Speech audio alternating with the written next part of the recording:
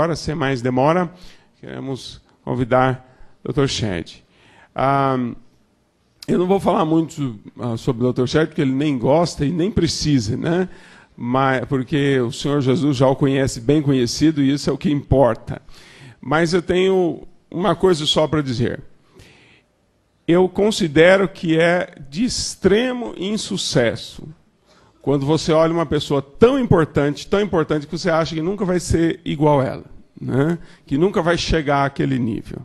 O Dr. Shed não é uma pessoa assim. A gente olha para ele e a gente tem vontade de estudar mais, tem vontade de crescer mais, tem vontade de se santificar mais, tem vontade de ir em frente.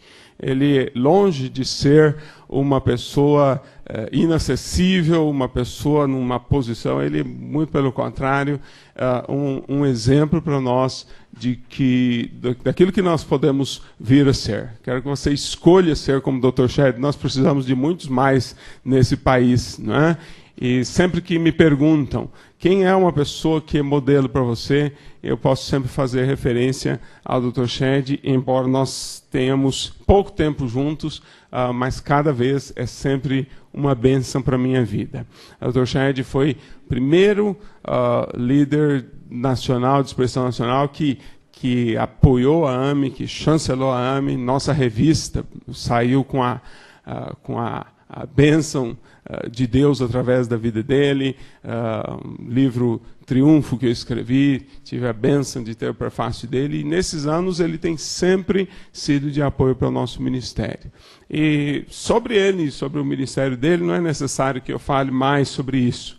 Apenas quis dizer a você de que é um homem que merece nossa atenção para o modo como ele está vivendo e praticando a palavra de Deus e transmitindo também.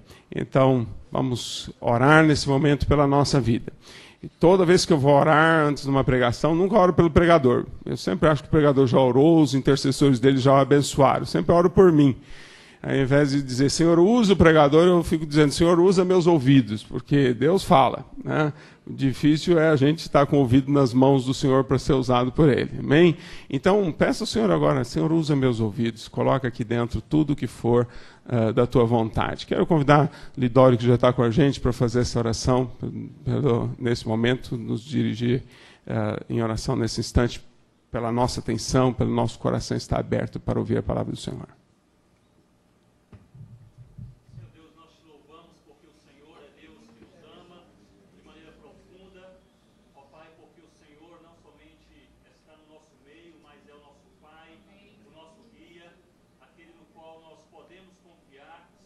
Verdadeiramente nós confiamos, Senhor. Ó Pai, nós te louvamos por esta oportunidade, privilégio que nós temos de estarmos juntos aqui nesta manhã. Amém. Ó Pai, esperando algo novo do Senhor. Ó Pai, cremos na Tua palavra, cremos no Teu amor, cremos no Teu desejo de nos abençoar, de nos indicar o caminho, e queremos, Senhor Deus, rogar ao Teu Santo Espírito que Ele mesmo fale aos nossos ouvidos. Amém. Este é o caminho, andai por ele. Ó Pai, pedimos ao Senhor que o Senhor mesmo possa moldar os nossos corações, burilar, trabalhar em nós, a fim de que, ao ouvirmos a voz do Espírito Santo, estejamos prontos para obedecer. Ó Deus, trabalha em cada um de nós neste final de semana, segundo a Tua vontade, o Teu desejo e a nossa mais profunda necessidade. Nós pedimos em nome do Senhor Jesus. Amém. Obrigado.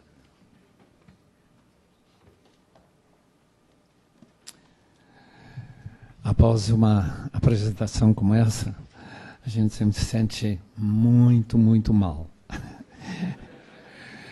Porque realmente eu não mereço nada daquilo que foi falado. Ouvindo nosso irmão Dercy, lembrei de um amigo meu que foi convidado a falar para um grande congresso missionário, uns 4.000 pessoas, na outra América. Deram 1 minuto para ele, não 5, não 15, 1 minuto. E lá é cronometrado. Sabe o que ele falou? Quantos de vocês estão orando para a libertação de 32 americanos presos, sequestrados lá no Irã, na época do presidente Carter? Levantaram quase todos os braços. Uma segunda pergunta: quantos vocês estão rogando a Deus pela libertação de 32 milhões de iranianos dos algemas satânicos? Muito devagar, foi descendo, descendo. Não sei se nenhum ou dois braços levantados. Termino a mensagem em bem menos de 1 minuto. Percebe que vocês são mais americanos do que cristãos, e se assentou. Meus irmãos, é isso mesmo. É muito fácil ser brasileiro, americano, uma coisa, é outra coisa. Ter um coração realmente que palpita para aqueles que estão destinados a juízo eterno. Eu tenho um pequeno trecho aqui de 1 Coríntios, eu queria ler para os irmãos, capítulo 3.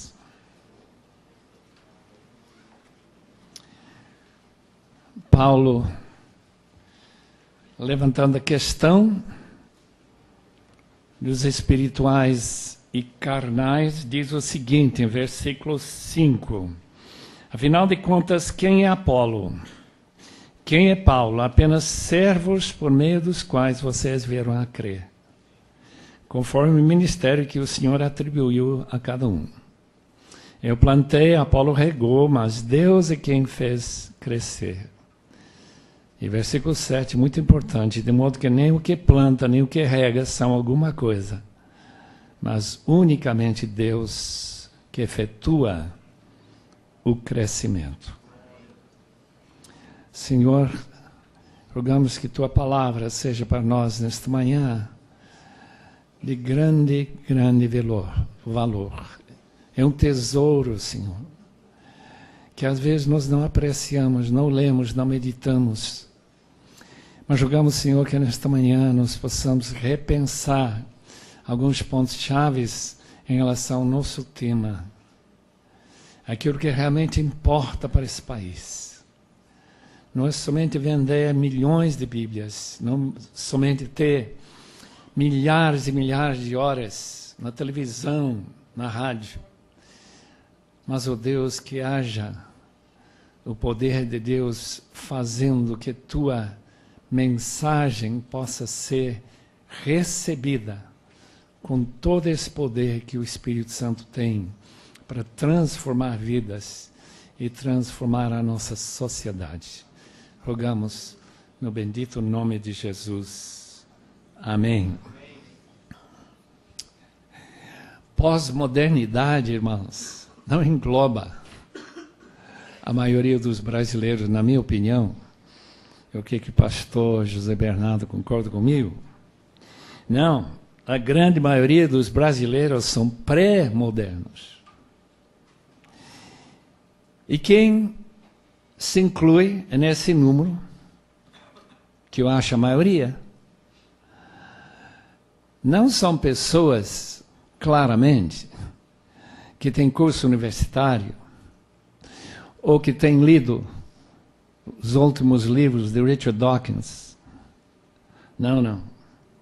São os milhões e milhões de brasileiros que vivem isolados de qualquer influência, até da modernidade. E da pós-modernidade, com certeza. Eu estou pensando em milhões de brasileiros que vivem ao lado dos rios da Amazônia. Dizem que tem entre 30 e 40 mil povoados de ribeirinhos. Eu não contei, eu não sei se isso é verdade ou está longe da verdade, mas eu sei que há muitos. Quantas e quantas cidades brasileiras que têm menos de 1% de crentes, especialmente no Nordeste. E essa gente que resiste ao Evangelho, justamente dentro destes moldes do pré-modernidade. São gente que cria um Padre Cícero e creem firmemente que tem algo lá além daquela estátua em Ceará. Um Frei Damião, ou uma Aparecida do Norte, ou Fátima.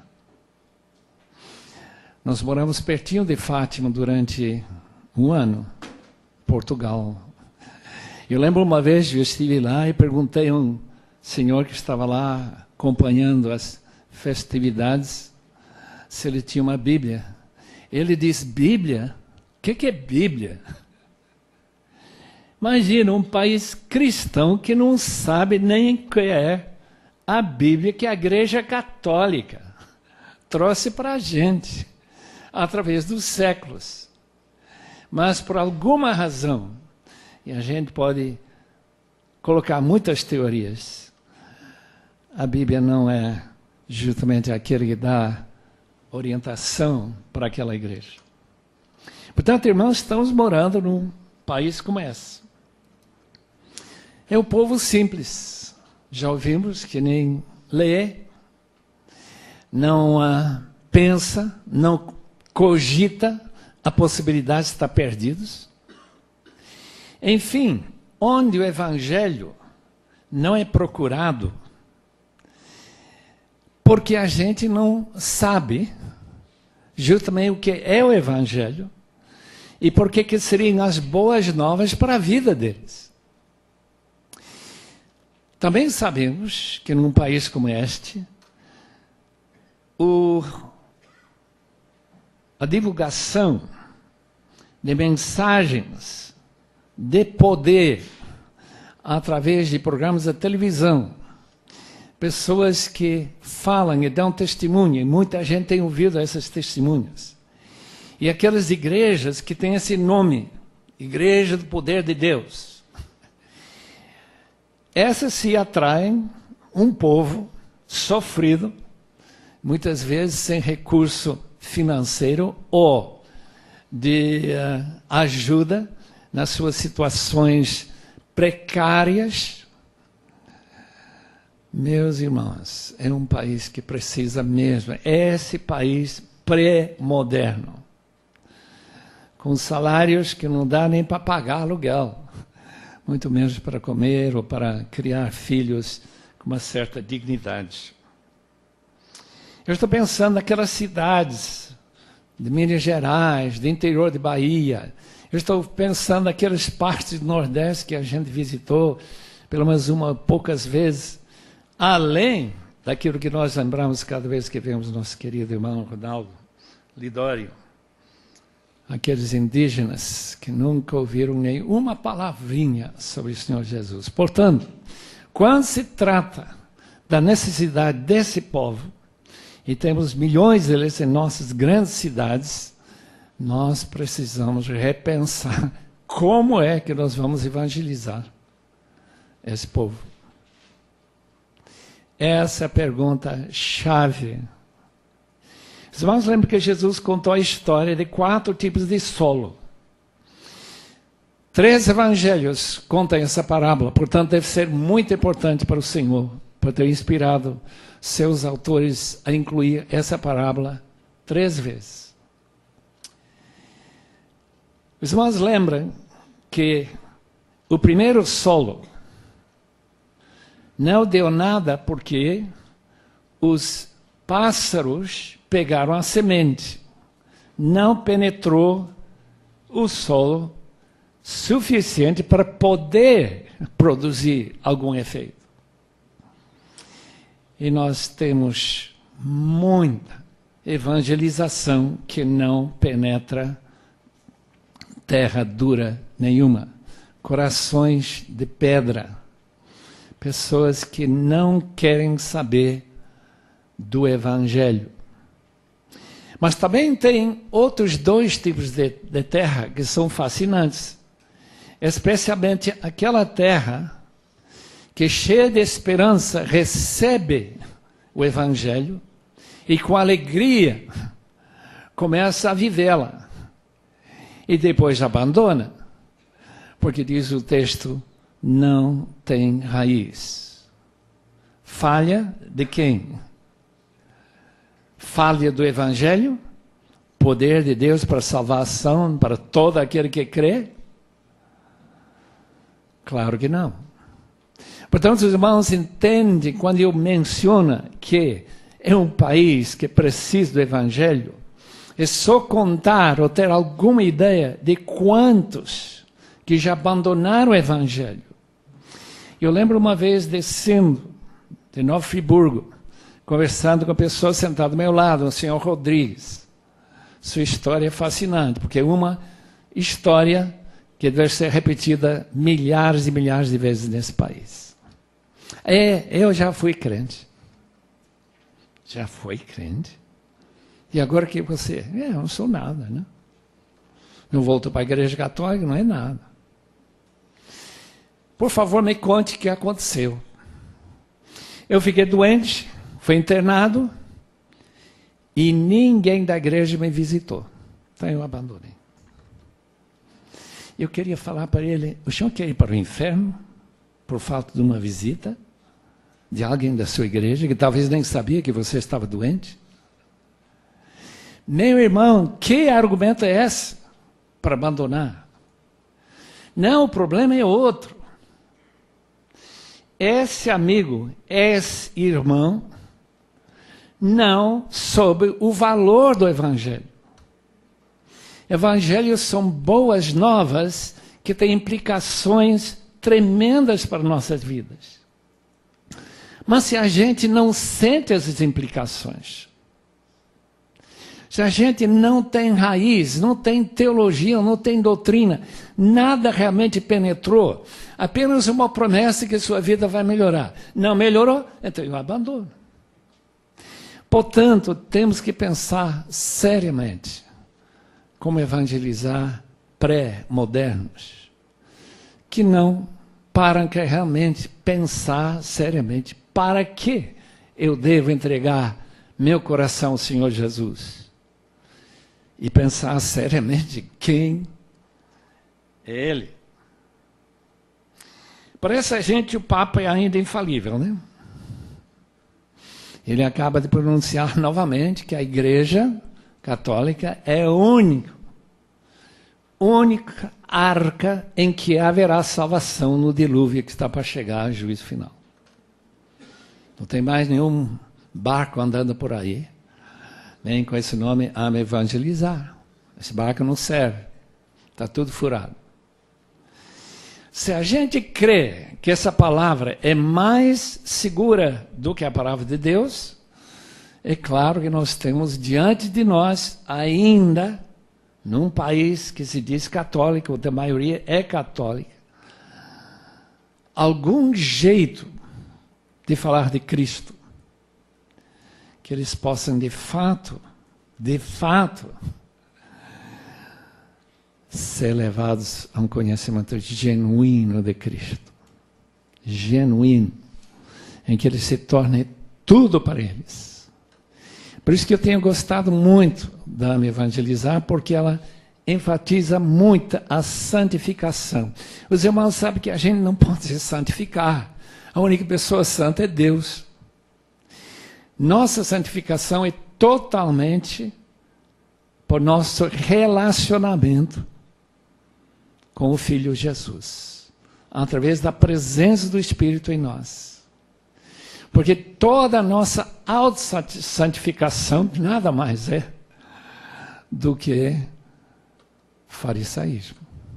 Os fariseus eram muito santos. Alguns deles estudaram a Bíblia 8 horas por dia. E como diz o apóstolo Paulo, desde a minha meninice, ultrapassou todos no zelo com que ele guardou a palavra. Mas santo, nunca foi. São pessoas que, na maioria, esperam chegar no céu. Pelo menos as pessoas com quem eu falo. Eu ainda estou procurando a primeira pessoa que diz, não, eu vou para o inferno. Eu sou perdido. Não encontrei nenhum ainda. Eu acho isso fascinante. Porque tem lugares nesse mundo que a gente sabe que vai para o inferno. Aqui não.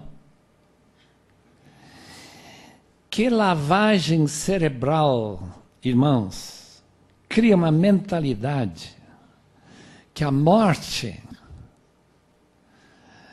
esse passar desta vida para a vida futura, que muita gente crê que existe, não inspira nenhum terror, nenhuma procura maior para saber como é que eu vou chegar ao paraíso. Os irmãos que nunca leram esse livro, que já está esgotado, eles viram o inferno, conta a história como Maurice Rawlings estava cuidando de um paciente, ali, cardiologista. E esse irmão Charlie, que não era irmão naquela altura, né, estava fazendo o seu exercício na esteira e, de repente, monitor, linha reta. Dr. Maurice, que tinha um senso de humor, né? Ele vai parar de falar, ele vai cair. E, de fato, caiu. E parou de falar. Seus olhos subiram à testa. E Dr. Maurício foi trabalhar com ele, com o que chama os processos de emergência, marca o passo, pressão no peito. E, para muito alívio, os olhos novamente voltam para o seu lugar certo. Doutor, me ensina uma oração.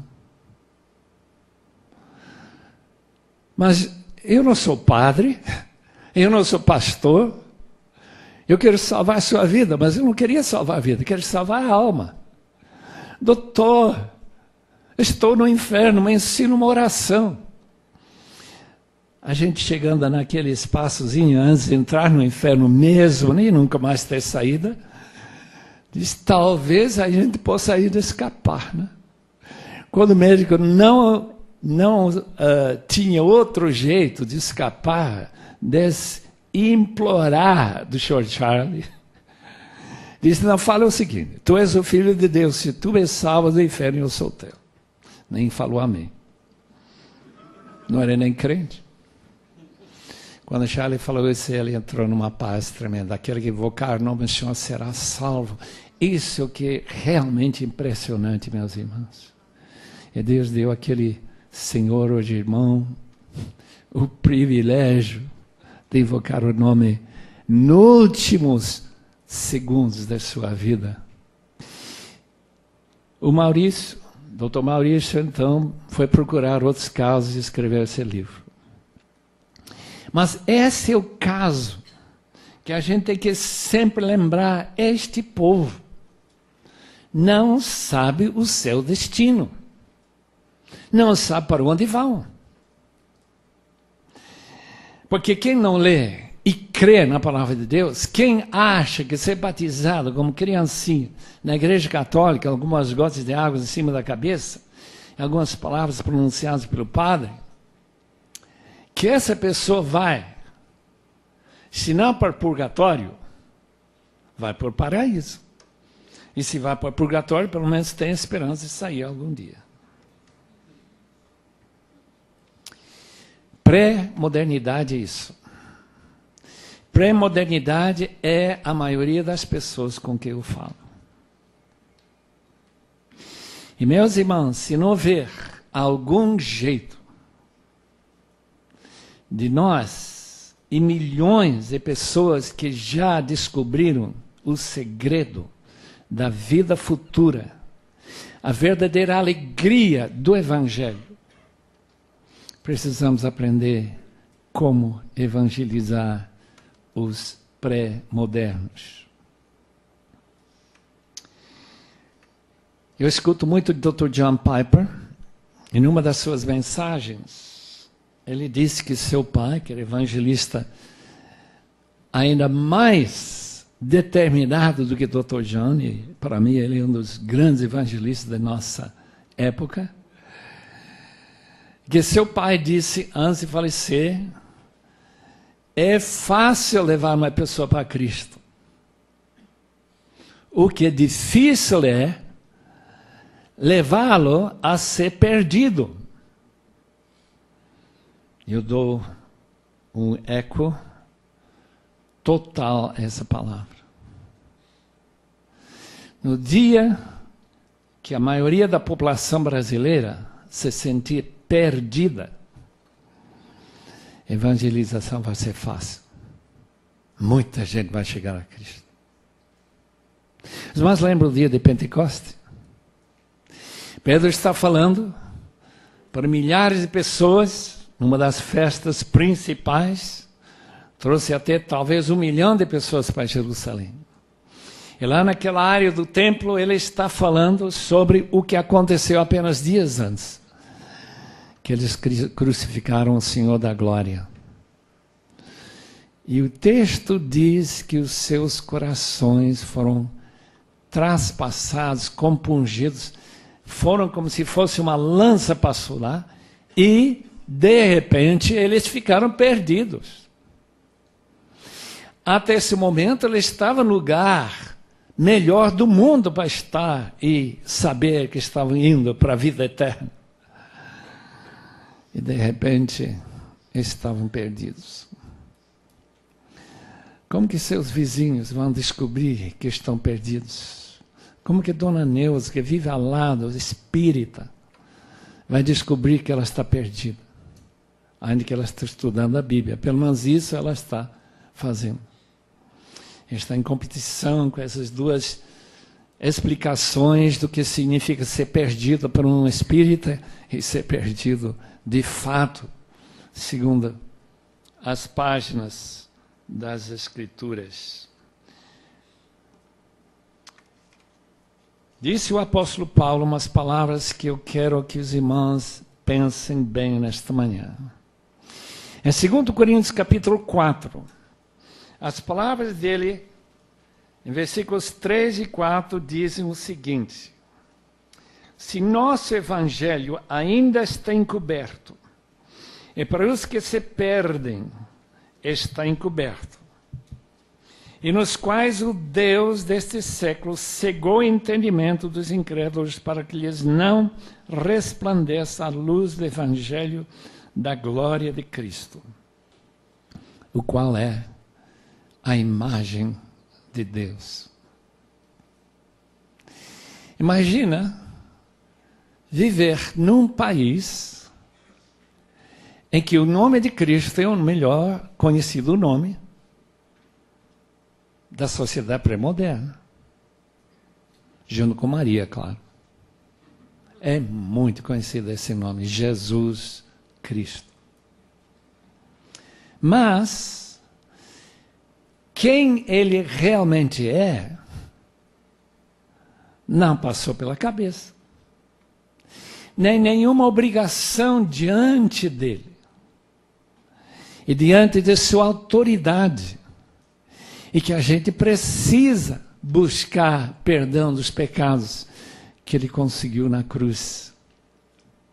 Não. Atrás da nossa casa tem uma igreja católica. O que eles celebram lá? Eles celebram novamente o sacrifício do corpo de Cristo. E as pessoas comem aquela hóstia e imaginam, segundo a doutrina aceita pela igreja, que ao engolir, digerir o corpo de Cristo, eles de alguma maneira são salvos. É muito estranha essa doutrina, porque esvazia o verdadeiro significado da cruz. Uma vez para todos, as agonias de Jesus, sua morte e sua ressurreição, para perdão dos nossos pecados e ressurreição maravilhosa, assunção à direita do Pai, para voltar e reinar na terra. Que doutrina maravilhosa para aqueles que creem no Senhor Jesus. Há mais uma parábola que Jesus contou, que me parece muito aplicável à nossa sociedade pré-moderna brasileira. Os irmãos lembram que, originalmente, essa parábola, em capítulo 21 de Mateus, Marcos 12, Lucas 20, dos lavradores que receberam uma vinha para cuidar para o seu dono. distante. E ainda que originalmente aplicava-se a Israel, aplica-se também ao Brasil. Por quê? Porque o Brasil tem uma história do cristianismo longa. Aliás, dá para fazer contatos e links até Paulo e Pedro. Essa é a igreja que domina esse país. Então vem os servos, os evangelizadores, para receber o fruto. Corações entregues ao Senhor.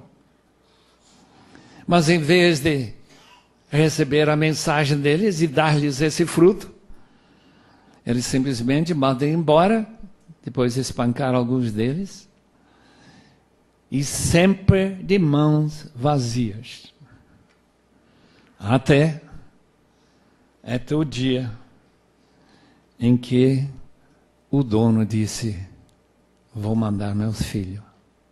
Eles com certeza vão respeitá-lo. Os irmãos sabem muito bem a história, que ele foi não espancado apenas, mas foi morto. Para quê? Para que a vinha seja nossa. Para que nós possamos viver nossa vida do jeito que nós queremos vivê-la. Para que nós possamos continuar em nossas mentiras, em nossa prostituição, em nesses assassinatos. 11.000, disse um irmão para mim, no Rio, somente no ano passado. Isso não entra na minha cabeça, irmão. Isso são cifras de guerra. Traições, abandono de família, tudo que está errado nessa sociedade é justamente o quê? Falta de trazer fruto de santidade para o suposto Senhor do Brasil, o Senhor Jesus. As implicações são evidentes. O homem foi reduzido a um efeito. Vítima. Sem liberalidade, nem liberdade, capacidade para determinar o seu destino final, por causa de ignorância e por falta de fé. Negando o Deus verdadeiro, não tinham outra opção, segundo Paulo fala para os filipenses, senão tornar seu estômago o seu Deus. E onde que se come melhor do que no Brasil, se a gente tem dinheiro? Não há nenhum lugar do mundo que eu conheço que nem aproxima o Brasil. Churrascarias por todo lado, coisas sobrando, meus irmãos, é tremendo. O que Paulo diz? Se não tem vida futura, comamos, bebamos e morreremos. Eu estive em Passos, Minas Gerais, no fim de semana passado, e lá havia aqueles milhares de jovens bebendo na sexta-feira à noite. Justamente ontem, 8 dias.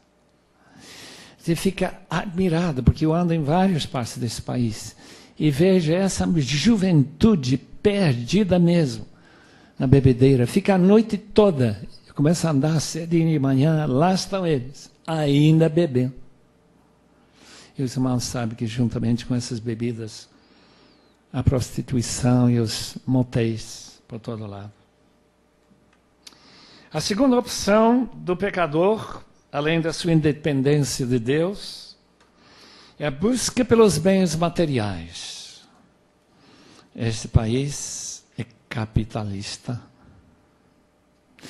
Isto é onde a gente pode, se tiver um pouco de capacidade, talvez não pagar muito imposto, ganhar muito dinheiro. Os irmãos sabem que é um país onde uma tremenda quantidade, ou quantia de dinheiro está nas mãos de pouca gente. Gente muito inteligente, gente que sabe ou herdou. dono de prédios, casas e tudo mais. Então, pessoas que criaram seu paraíso aqui na Terra. Eu fico admirado que não há muito interesse em ajudar os necessitados, os pobres.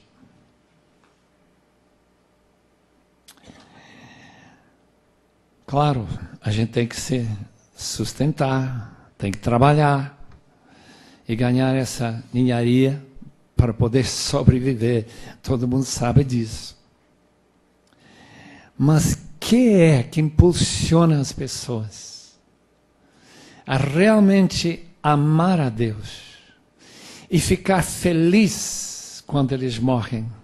São as novelas do Globo, o entretenimento, são aqueles shows de música. É Jô Soares. O que é? Que dá uma satisfação genuína para essa gente.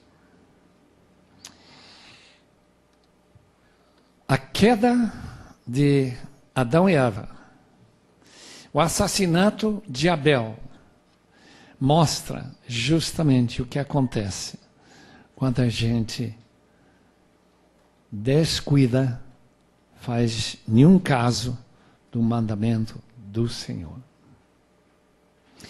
O Evangelho tem um lado muito sombrio.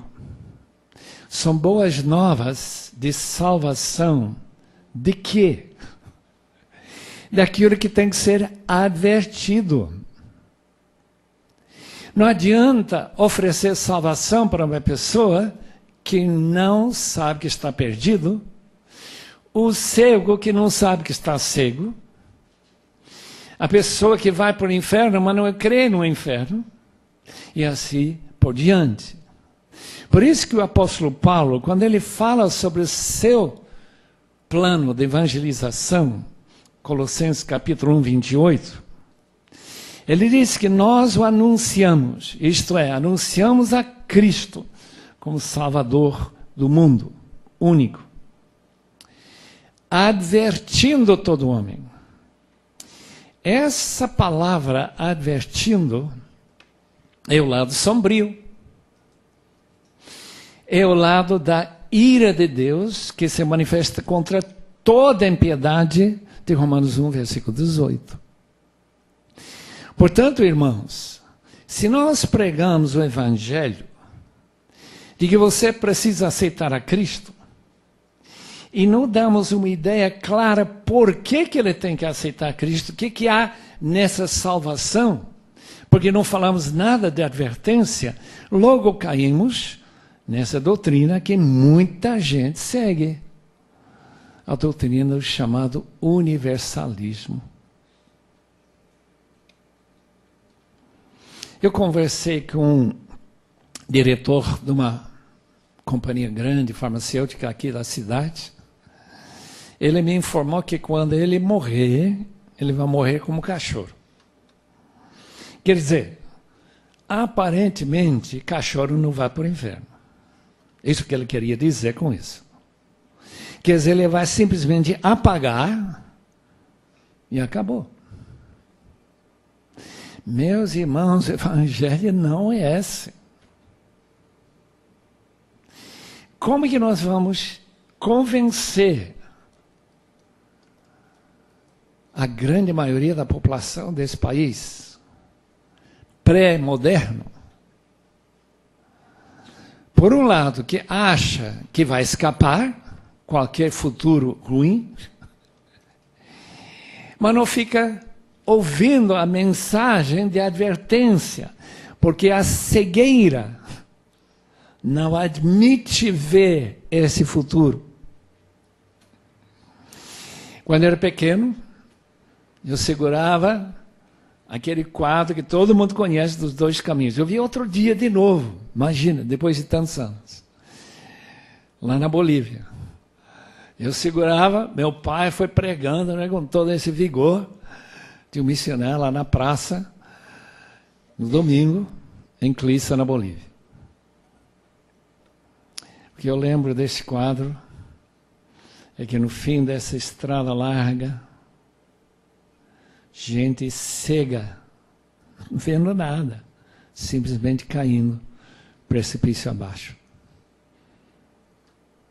Nós advertimos, meus irmãos, o Evangelho é a advertência.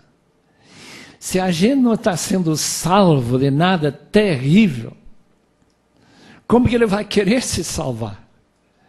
E por que ele vai querer seguir ao Senhor Jesus quando a vida não melhora como ele espera tanto nessa teologia da prosperidade? Gostaria de saber. A Bíblia diz que no futuro, e nós estamos nesse futuro já, a vinda de Cristo, creio que não vai demorar tanto, doutrina de demônios. E qual é a doutrina dos demônios? Eu lembro o caso de um professor que foi buscar um médium para encontrar com seu filho que tinha se suicidado. O médium falou, famoso médium americano, estou em contato com seu filho, agora ele vai falar, eu vou falar as palavras dele para você. Sabe o que ele falou? Fala para seus alunos, interessante, professor de seminário, não é professor da universidade secular, não. Fala para seus alunos que não se precisam preocupar, eles vão ter outra chance. Meus irmãos, que advertência é essa? Nesse caso, eu vou esperar e ver se eu preciso outra chance. Porque a vida aqui é muito boa. Comer, beber e me deliciar no sexo.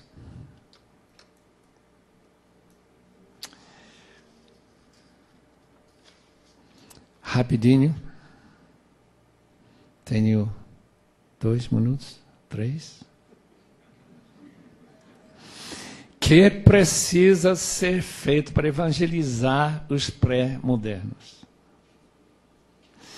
Obviamente, claramente, se o terreno é rochosa, se o terreno é duro, ou se o terreno tem muito espinho, como eu acho que tem, a gente tem que preparar com muito cuidado o terreno.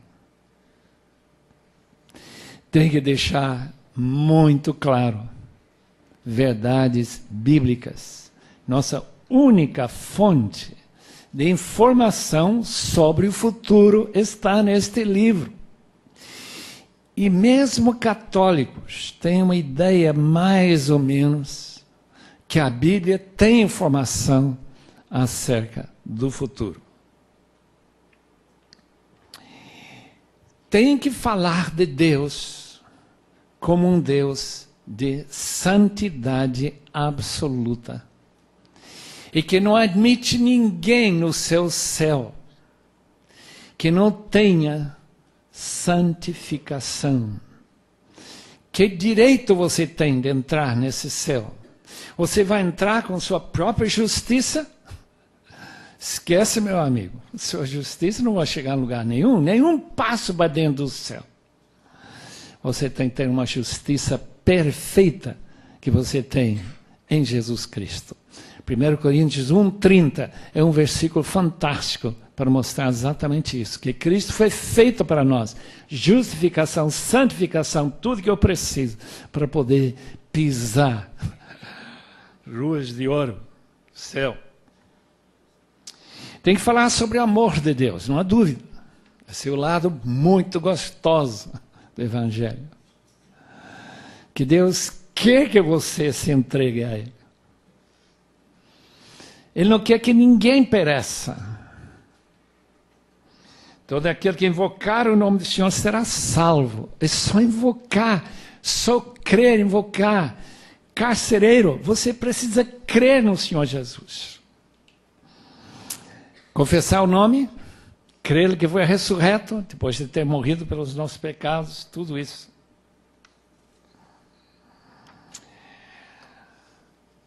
Oh, meus irmãos, tem que deixar a coisa muito séria, séria. Escuta essas palavras de Romanos 2. Ou desprezas a riqueza da sua bondade, a tolerância, a longanimidade, ignorando que a bondade de Deus é que te conduz ao arrependimento. O que a gente não quer é se arrepender, mudar de vida mesmo. Deixar o Espírito Santo mudar o rumo da sua vida. Não quer. Mas Deus pode mudar isso. Mas segundo a tua dureza e coração impenitente, acumulas contra ti mesmo ira, para o dia da ira, da revelação do justo juízo de Deus, que retribuirá a cada um segundo o seu procedimento. E vida eterna, os que perseverando em fazer o bem, procuram glória, honra, incorruptibilidade, mas ira e indignação aos facciosos que desobedecem à verdade e obedecem à injustiça. Convidamos as pessoas interessadas a aceitar a Cristo. O que significa aceitar a Cristo? 1 João 4,17b. A.W. Tozer falou certinho quando ele escreveu as seguintes palavras.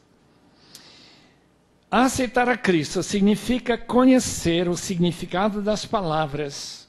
Segundo Ele é, também nós somos neste mundo. Nós somos o que Ele é neste mundo. Ele é filho, nós também somos filhos. Significando o quê? Que os seus amigos agora são nossos. Seus inimigos são nossos inimigos. Seus caminhos são nossos caminhos. Sua rejeição como nossa rejeição. Sua cruz como nossa cruz. Sua vida como nossa vida. E o seu futuro também nosso. Isso significa aceitar a Cristo. Convidamos os que desejam aceitar a vida abundante em Cristo e confessar os seus pecados, se arrependerem, declarando sua fé publicamente nas águas batismais. Muita gente aceita Cristo, mas nunca faz mais nada. Não se batiza, não se afilia a uma igreja, não se torna membro do corpo de Cristo. Resultado, logo desviando. A gente tem que se tornar vitalmente relacionado com Cristo.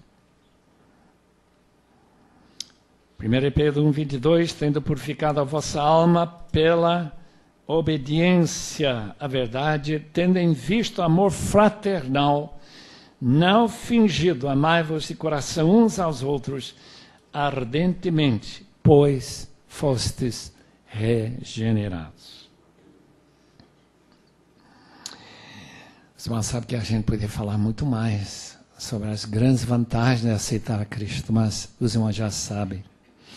Eu quero somente terminar falando umas palavras rápidas que me muito impressionaram de uma pessoa ganha para Cristo numa prisão cubana, através de um evangelista chamado Gerardo, irmão da fé. Armando Valladares, poeta cubano famoso, internacionalmente conhecido, foi solto. E depois de sair da prisão, ele escreveu sobre este irmão que foi preso por alguma coisa que ele deve ter falado, talvez em alguma igreja, não sei, depois de Fidel Castro subir ao poder.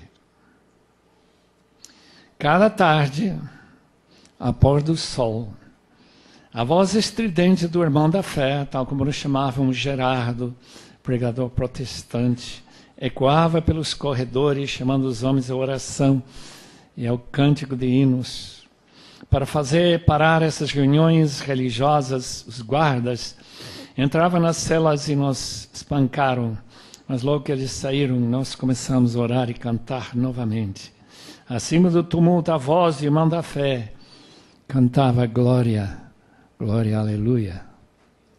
Eu posso quase escutá-lo.